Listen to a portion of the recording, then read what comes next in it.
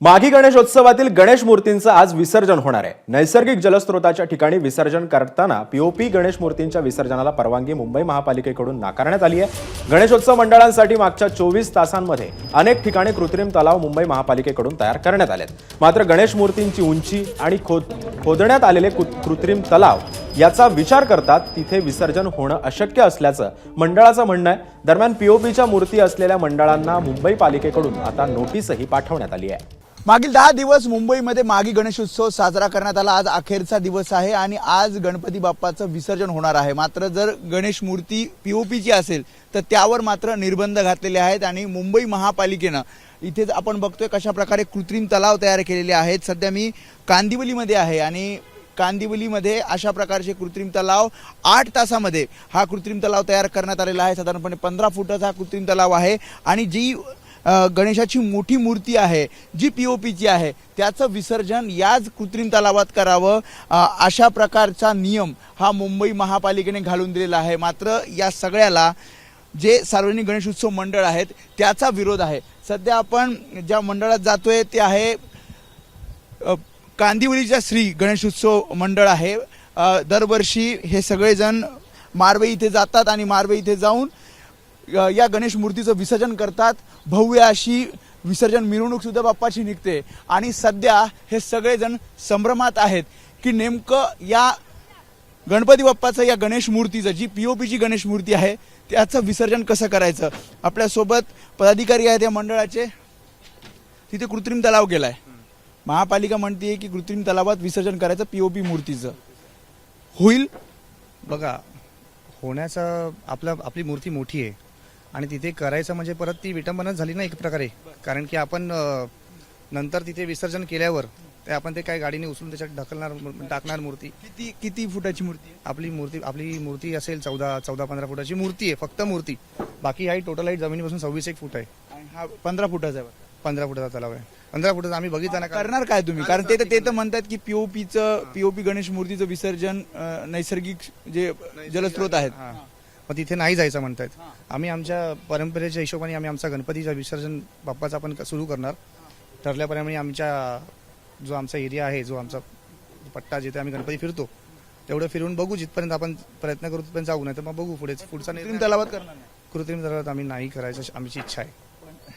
त्यांनी नियम घालून दिला, त्यांचं म्हणणं आहे की इथेच ते केलं पाहिजे। त्यांचं म्हणणं आहे, नाही नियम असा आहे की तुम्ही विसर्जन करायचं नाही। आम्हाला जे आलं, जी नोटीस आली आम्हाला 2 तारखेला, आम्हाला नोटीस 2 तारखेला आली।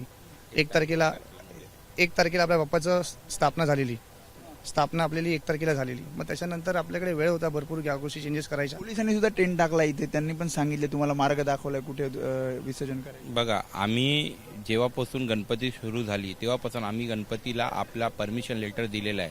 आम्ही दरप्रमाणे जसा परमिशन आम्ही प्रोसेस फॉलो करतो तेव्हा आम्ही प्रोसेस फॉलो केलेला आहे। आम्ही आगमनचा पण लेटर दिलं होतं, पण आगमनला आम्हाला परवानगी दिली नाही। नंतर आम्ही विसर्जनचा पण लेटर दिलेला आहे। जसं आम्ही रीत पारंपरिक अनुसार आम्ही महावीर नगर, धानुकरवाडी, लिंक रोड, एकता नगर जसं आम्ही फिरतो। कारण की पब्लिकचा श्रद्धास्थान झाला। आता 13 वर्ष झाले मागे गणपती 10 दिवसाचा असतो। आता सडनली बॉम्बे हायकोर्टने जे ऑर्डर काढली 30 जानेवारी 2025ला, आमचं म्हणणं असं आहे की आमची जे गणपती होती ते 26/1/2025ला या मंडपात इन्स्टॉल झालेली आहे आणि ऑर्डर आली 30 तारखेला। आमचं म्हणणं तसं आहे की पारंपरिक अनुसार आम्ही जे धानुकरवाडीचा जे तलाव आहे ते उपलब्ध करून द्या आम्हाला। कारण की ते बाकी गणेश मंडळांचं काय म्हणणं आहे? सगळे मंडळ नाराजच आहेत शेवटी एकूण। कारण की जी नोटीस आली ती अचानक बॉम्ब सारखी पडली, पण ते योग्य नाही ना। हा उत्सव आपल्याला जपायचा आहे, करायचा आहे। काही जणांना करू दिलं नाही 7व्या दिवशी विसर्जन ते गणेश मूर्तींचं आणि मग परत घेऊन गेले ते। बरेच मंडळ, माझ्या मते 8 ते 9 मंडळ नाराज होऊन आपल्या बाप्पाला आपल्या मंडपात घेऊन गेले। असं जर झालं तर म्हणजे कसं, म्हणजे तुमचं जसं ते 7व्या दिवशी झालं तसं आजही होऊ शकतं। काय करणार, पाऊल तर आपल्याला पण उचलायला लागेल। पण आमची तयारी तशी नाहीये, इच्छाही तशी नाहीये।